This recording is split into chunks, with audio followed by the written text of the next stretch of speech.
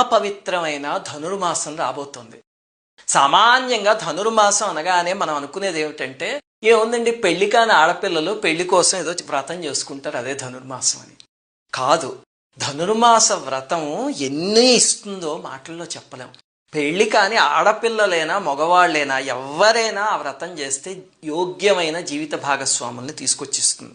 అలాగే సంతానం లేని వాళ్ళు ఆ నెల రోజులు వ్రతం నిష్ఠగా చేస్తే సంతానం కలిగి తీరుతుంది. అలాగే దరిద్రంతో బాధపడే వాళ్ళు చేస్తే కనుక సంపదలు పొందుతారు.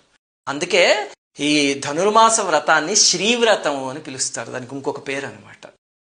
అన్నిటికన్నా కూడా అతి గొప్ప ఫలితం ఏమిటి అంటే, కొంతమంది భగవత్ విరహంతో నలిగిపోతూ ఉంటారు కదా.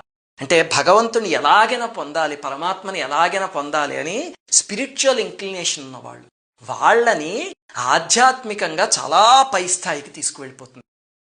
పరమ పవిత్రమైన ధనుర్మాసం రాబోతోంది.